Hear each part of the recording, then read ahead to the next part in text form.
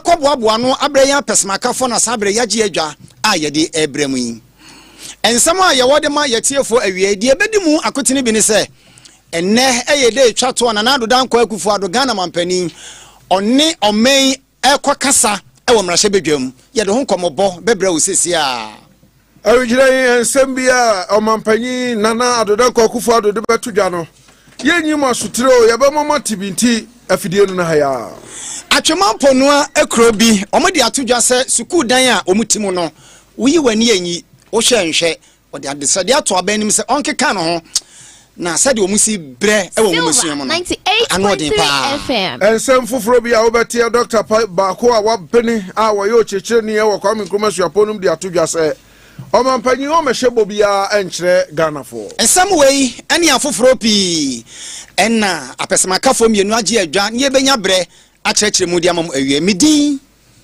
ɛde ka akyerɛ Kwame Apia atwema ne behini ba menim yankasa menua onipa nua Kwame adumata fei yankasa yɛbɔ no nkyerɛ mu nie ɛnɛ ɛbɛyɛ ɛda etwa to kora ya na nado dankɔ akufo ado ɛkɔ mmarahyɛ bedwam na wakɔbu ɔmɛn ho nkonta ɛde akyerɛ mmarahyɛ bedwafo na ebi aka Ghanafo nyinaa emfie ensuni ya na nado dankɔ akufo ado betena adwakesie so yɛbɛkasa ne mfie nwɔtwe mu ani na afi biada ɔkɔmra hyɛ bedwam ɛkɔbɔ ɔmɛn ɛho bra a wabɔ kɔbɔ ho dawuro kɔbunkunta ɛde kyerɛ mmarahyɛ bedwafo ɛnɛ ɛbɛyɛ de etwa to kora ntia ya bakɔsɛm kɛseɛ paa nipa mpempem ne wiase afanan ahodo bebree ɛna ɛbɔ mɔden sɛ omu ɛbɛhwɛ deɛ nsɛm a ɛbɛkɔ so na empanimfo a akasa baako ɛyɛ Dr. Obin wakasa enedai ya nasem ene se Ghana Union of Traders Association guta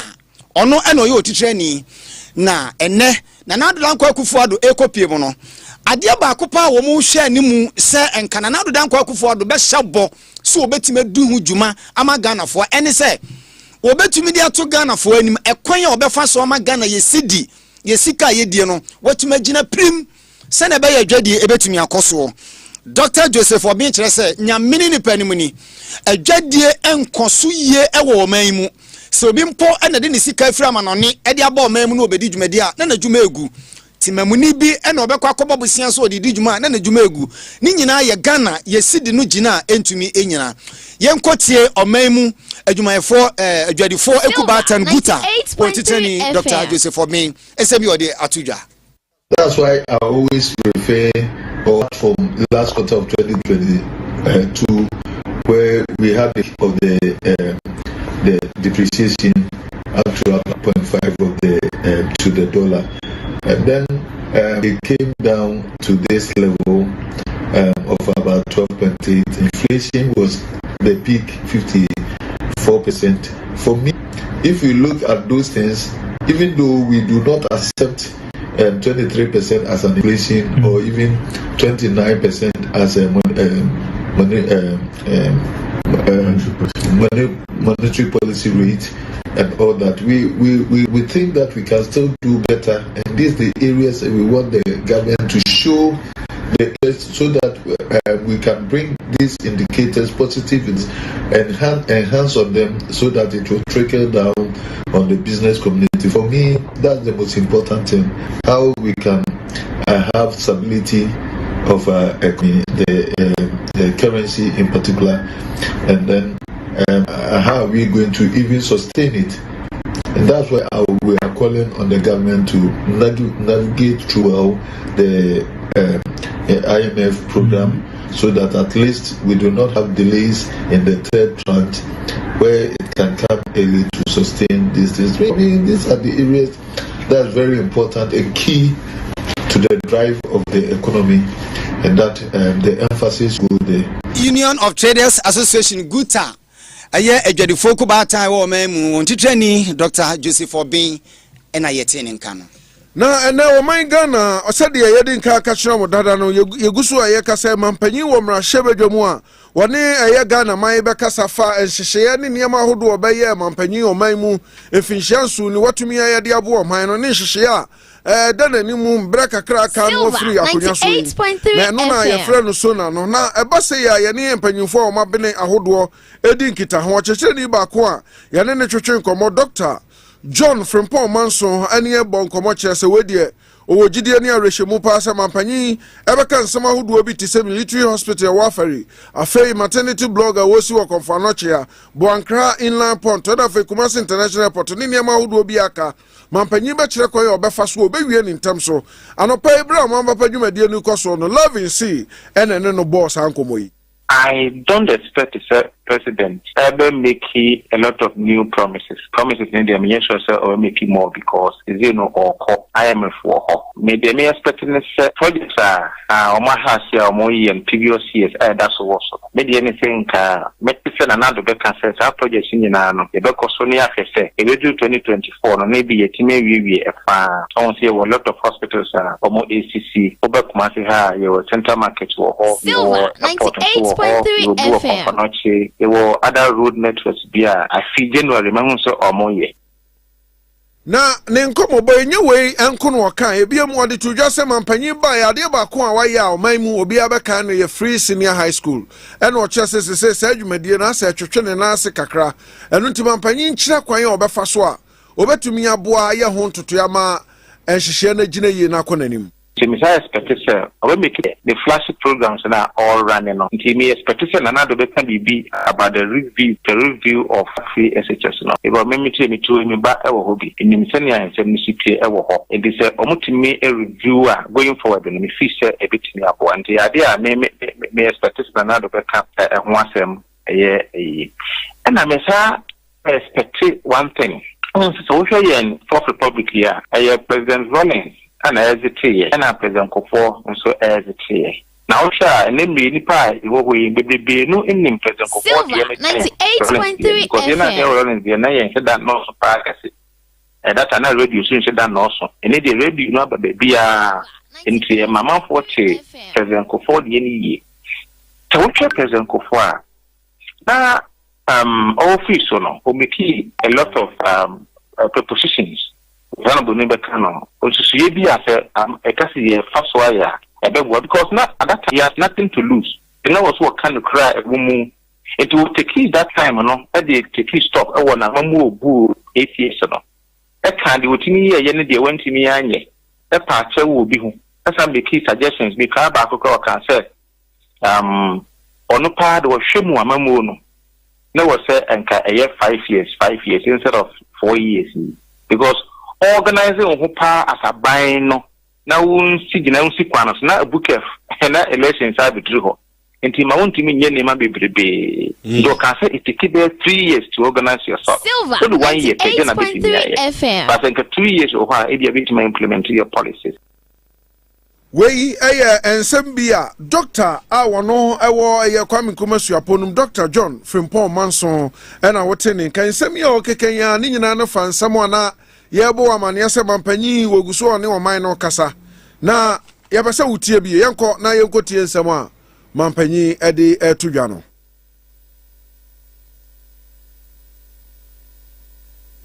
yebeko akofa mampanyi kasa ne bi na ya behe esi a modem omanpani washa se kasa ai eti ya pese tie fotie bi na washa se kasa tie boy homodin a yenko on the recommendation of the Upper East Regional and National Security Councils 4 radio stations that have been broadcasting incendiary language and propagating hate speech have been shut down by the National Communications Authority. The Chief Justice, for her part, has also recently established specialized courts in Accra and in Kumasi to deal expeditiously with criminal matters emanating from the Boko conflict.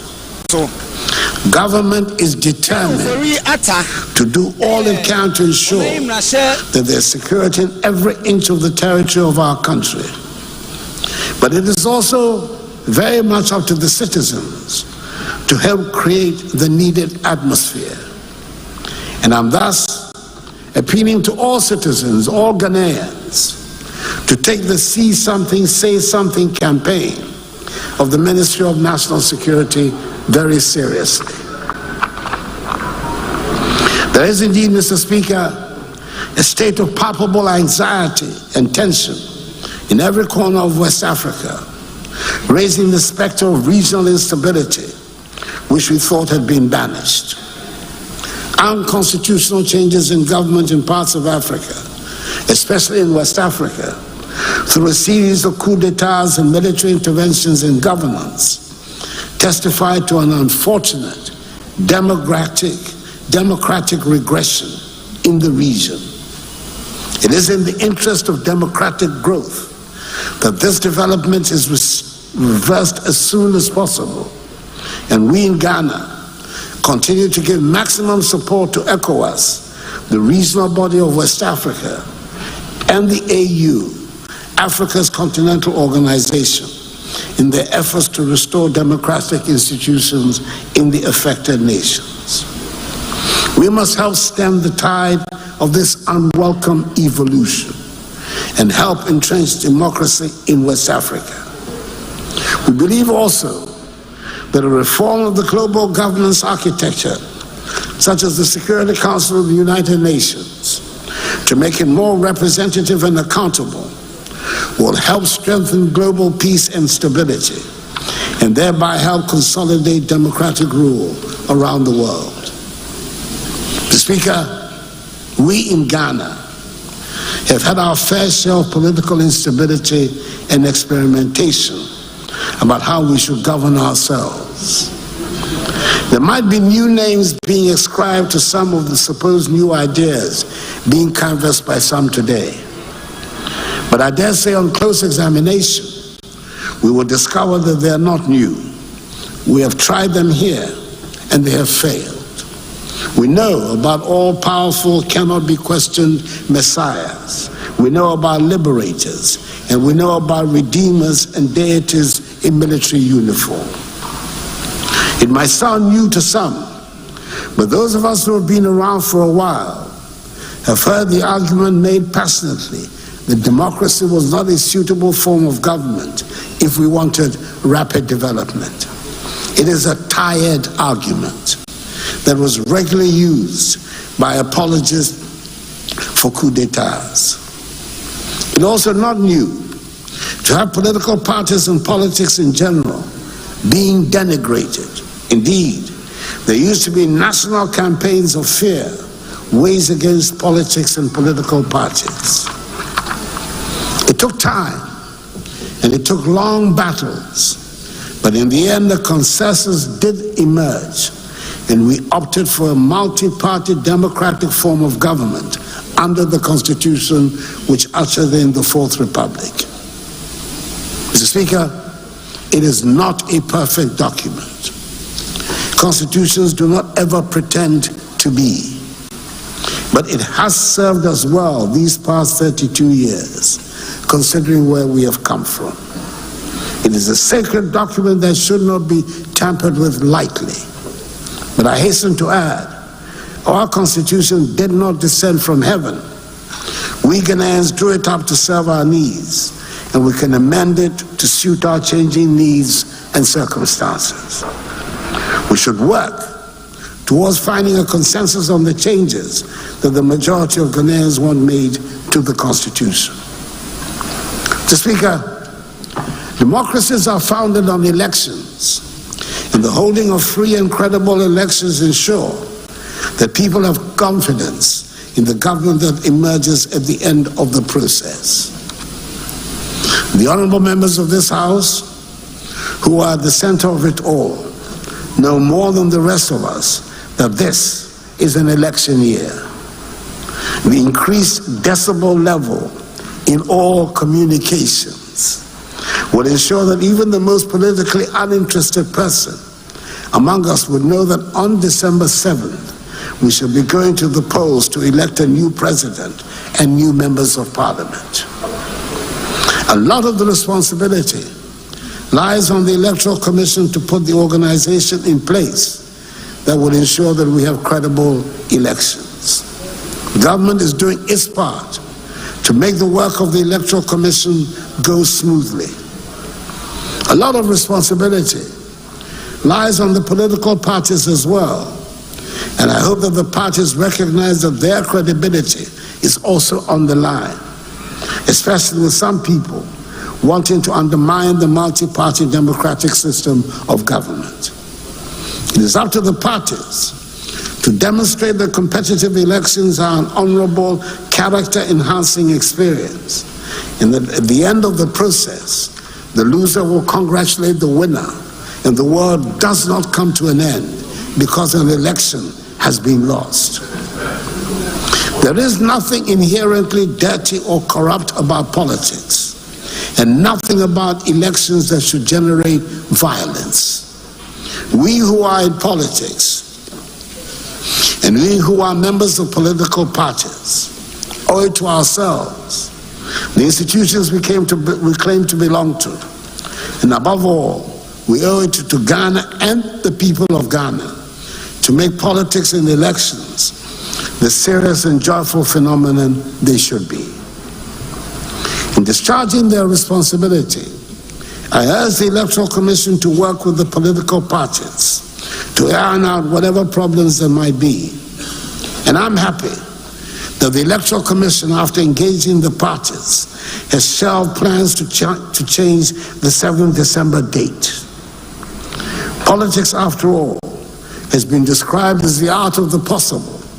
And if that is what we are engaged in, it should not be beyond us to resolve the problems that come up and concentrate on working to build the happy and prosperous country we want. Government on its part will do what is expected of it to make sure that the reputation of Ghana is not damaged and the free will of the people is manifested at the end of the electoral process. And I want to reassure the people of Ghana that I'll do everything in my power to help ensure the conduct of transparent, free, and fair elections on 7th December.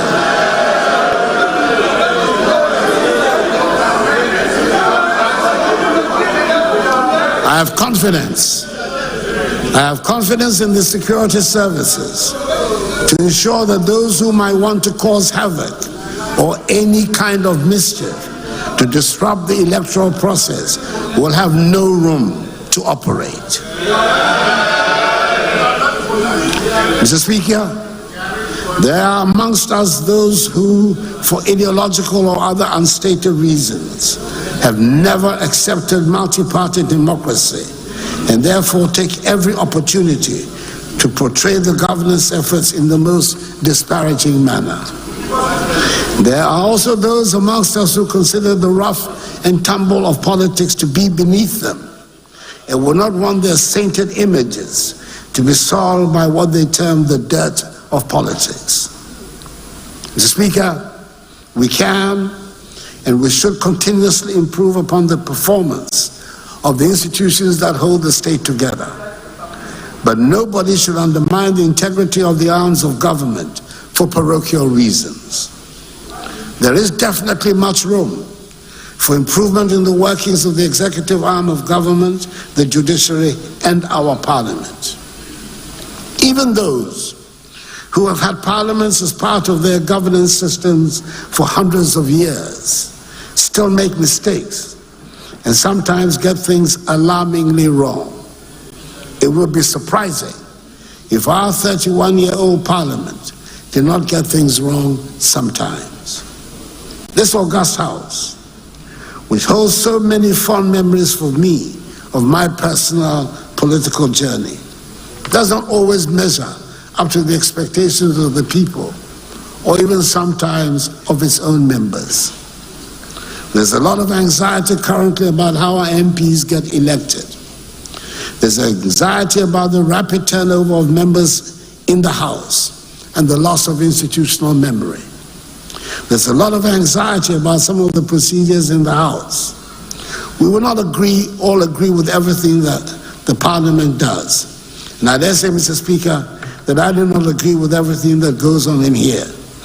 But that is the beauty of what we as a people are trying to do in our governance structure. Mr. Speaker, the President and his appointees are not universally loved. It would be strange and unproductive if they were. It is probably worthwhile making what I consider to be important observations at this stage on some of the issues in our public discourse in the lead up to the elections for a new president.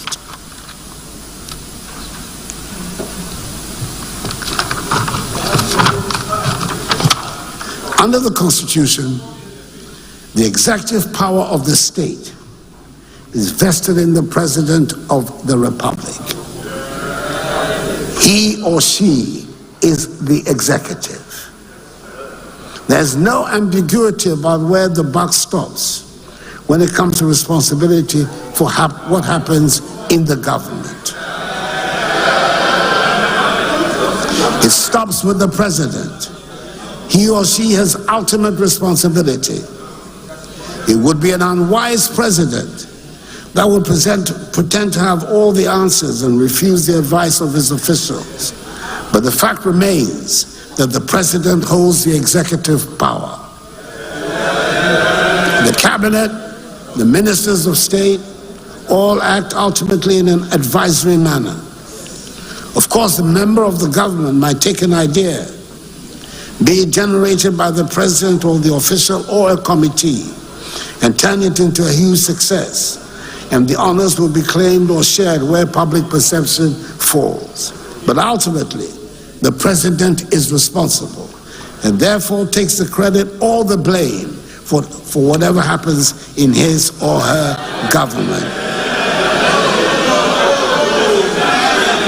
Mr. Speaker, let me make a second point. The programs that come from the executive benefit from the rigorous public examination and debates to which they are subjected. We all now take for granted and sometimes even bemoan the vigorous media and civil society organization scrutiny that characterize public discourse.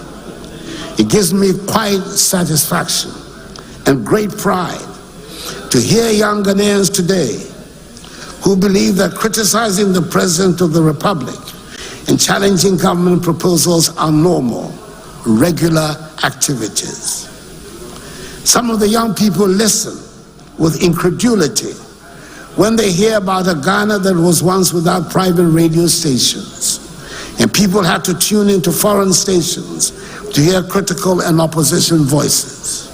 Today, there are some 550 radio stations in operation in this country. In spite of all its shortcomings and difficulties, the people of Ghana have shown admirable commitment to multi-party democracy and have not fallen for the instigations to resort to the violent overthrow of an elected government. The past 32 years of the Fourth Republic have witnessed the most sustained period of stability and economic growth in our country. And we should be proud of what we have achieved and seek to protect and build on it. And that is why the theme for the 67th Independence Anniversary celebration on 6th March in Koforidua is Our Democracy, Our Pride. Mr. Speaker, I'm pleased to report on the progress we're making in the administration of justice. This past year, a total of 76 judges and magistrates were appointed. They comprise the new Chief Justice, 2 new Justices of the Supreme Court, 23 new High Court judges, 29 Circuit Court judges, and 21 new magistrates. 262 staff were recruited to address some of the human resource gaps created because of the newly established courts throughout the country. In January 2024, 3 additional justices have been appointed to the Supreme Court to replace 3 justices who have retired from the court. We've made unprecedented progress in the provision of court buildings and residences for judges around the country. In 2020, government set out to construct 120 courthouses with residential facilities nationwide. As of 31st January 2024, 67 courthouses have been successfully inaugurated and are in use at various sites around the country. 12 completed projects have been slated for inauguration by the end of this month of February 2024. The remaining 21 projects are at various stages of completion and are expected to be completed and inaugurated before May 2024. In addition, 121 residential units have been constructed for judges throughout the country. Further, 20 fully furnished 4-bedroom units, together with social amenities, have been constructed for justices of the Court of Appeal in Kumasi. The project is not yet complete, but we have done enough to be able to say that we have resolved the problem of the disgraceful state of court buildings. The attention now is to the digitalization process of the courts to modernize the entire system. The Judicial Service has undertaken a digitalization initiative to modernize legal operations and foster greater access to justice. A virtual court system was introduced during the COVID-19 pandemic to ensure the continuity of business. The virtual court system was also rolled out to 17 courts and subsequently to 19 high courts for the smooth hearing of court cases. By the end of December 2023, 160 courts had been equipped with devices for the real-time transcription of cases, in addition to 51 courts piloting the paperless court system in Accra. The integration of real-time transcription devices in 160 courts has revolutionized the way in which court proceedings are recorded and documented. The service is rolling out a comprehensive digitalization of the court system. The Attorney General has continued in a very effective manner the tradition under this administration of contesting every single litigation against the state, and has avoided the numerous judgment debts that used to be given against the state. The Office of the Attorney General, as a result, has saved the country over 10 trillion Ghana cedis.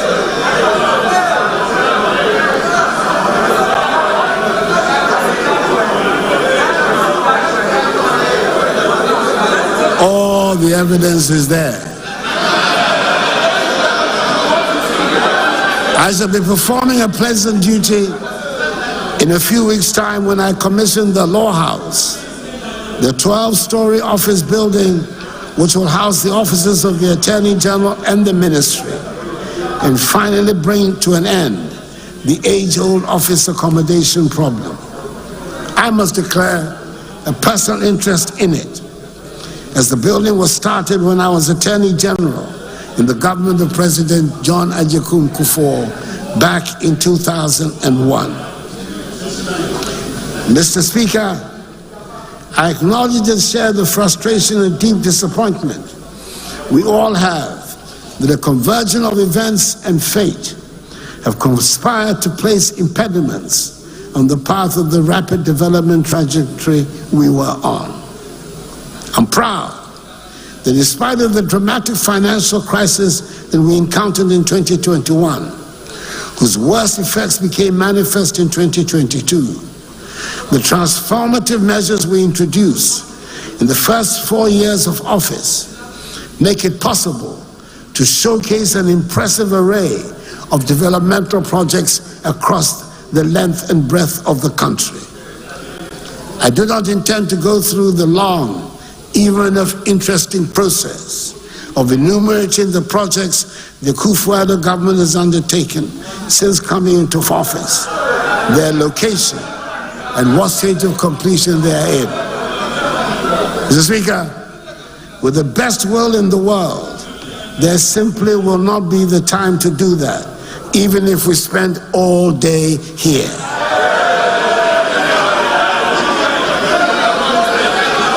It will be recalled that last year, during the message on the state of the nation, faced with a similar problem about road projects, I came to the House armed with a fat book that had the details of the road projects around the country, and all honorable members were given copies to go through at their own leisure. I haven't had anybody point out one.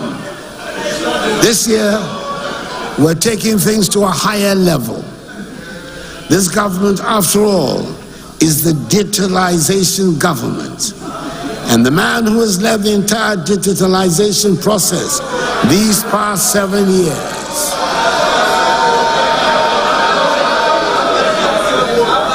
my indefatigable vice president,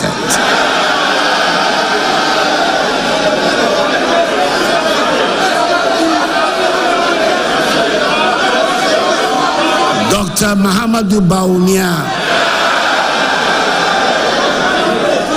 Dr. Digitalization, the MPP's excellent presidential candidate for the 2024 election,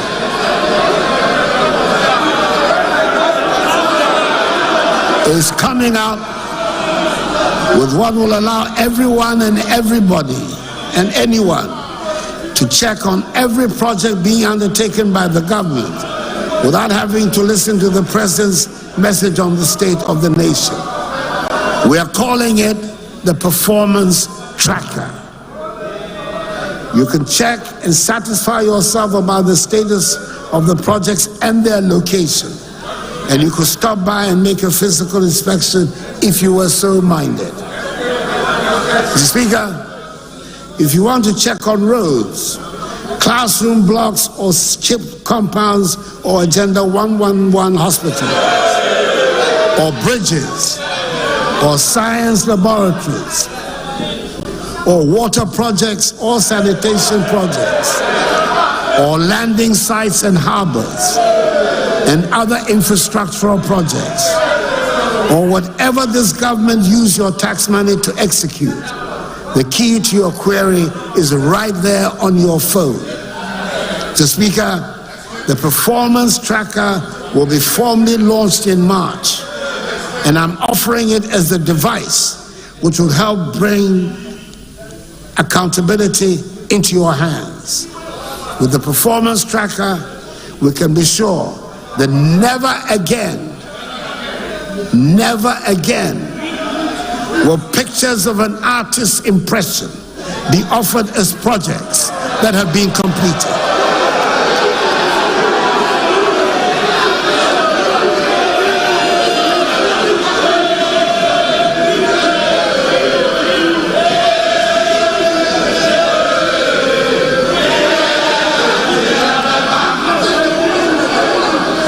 I'm able to recommend the performance tracker in the sure knowledge that the Akufo-Addo government has done more in education in terms of student enrollment, teacher training and employment, provision of infrastructure than any government.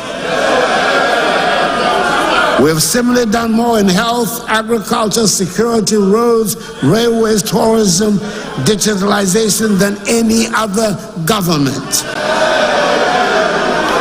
Thanks to the performance tracker, the president no longer has to go through lists. And I have the confidence to say that every performance indicator used shows we have done more in these 7 years than in any of the 8 years under the National Democratic Congress.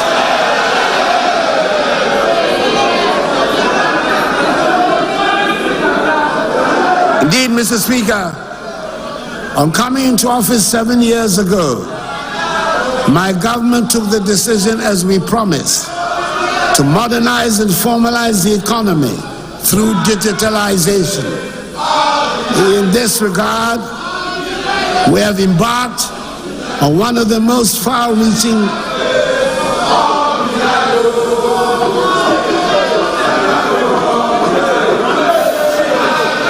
Mr. Speaker, come what may, I will have my day in Hansard. I will have my day in Hansard. Come what may. Believe you me.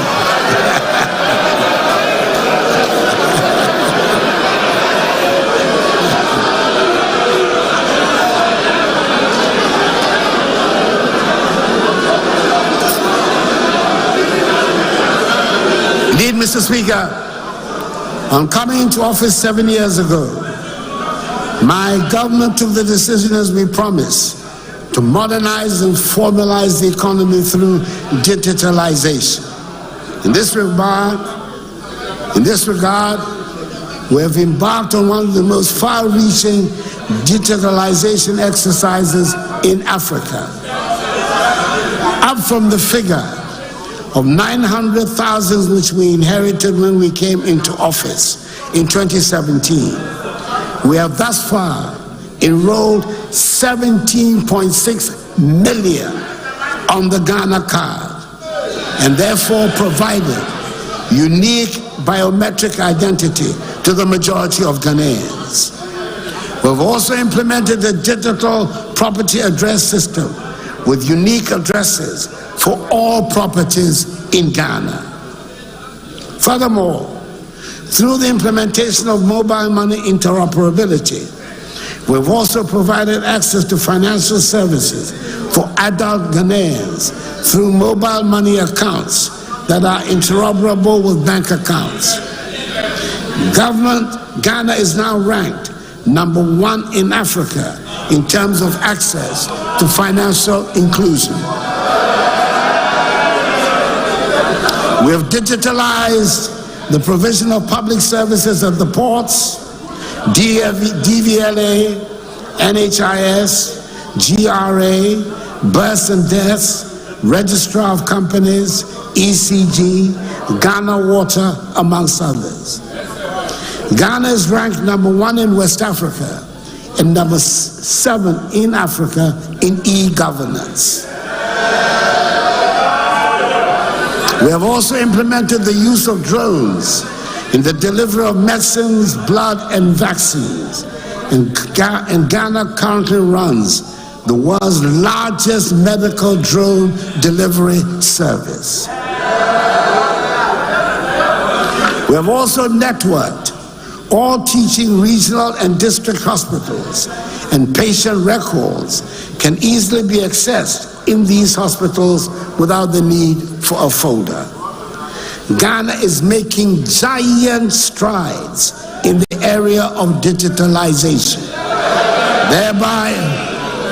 thereby improving transparency, accountability, and efficiency in the public sector and accelerating the growth of our economy.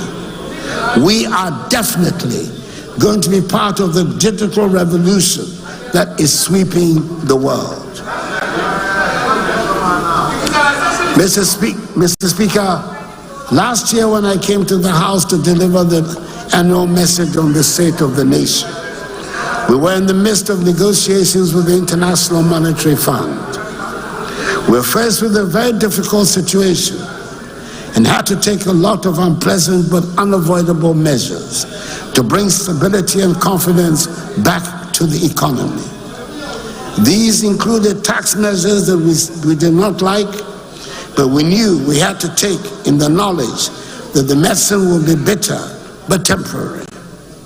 Mr. Speaker, a year ago, I also stated the decision to undertake a comprehensive debt restructuring of our domestic and external debt to ensure we remain resolute in our objective to restore macroeconomic stability and sustainable growth.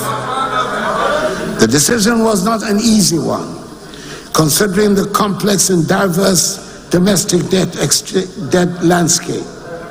We had to consider safeguarding the financial sector preserving social and economic conditions, and protecting our domestic debt market. A year on, I'm happy to inform you, Mr. Speaker, that we have made significant progress. We requested an unprecedented number of bondholders to participate in a voluntary exchange, and we were able to exchange successfully some 203 billion cedis worth of bonds. Not only was the exchange successful, but it helped us to secure within 5 months, the shortest possible time in recent debt restructuring history, a staff-level agreement to an executive board agreement with the IMF. My gratitude goes to all financial sector players, organized labor, firms, regulatory institutions, and all individuals who made this painful exercise successful.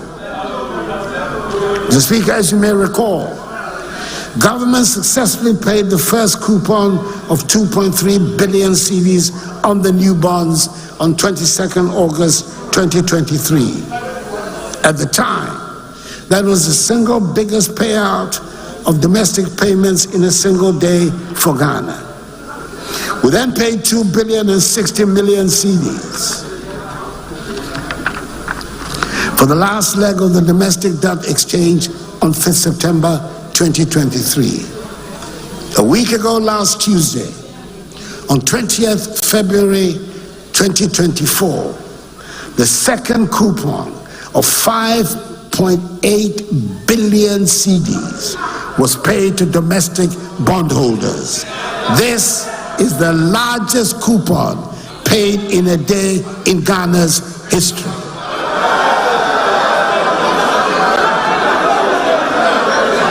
On the external debt side, we achieved a significant milestone by reaching an agreement with our public creditors. And I'll use this occasion to express our appreciation to the Republic of France and the People's Republic of China, co-chairs of the Official Credit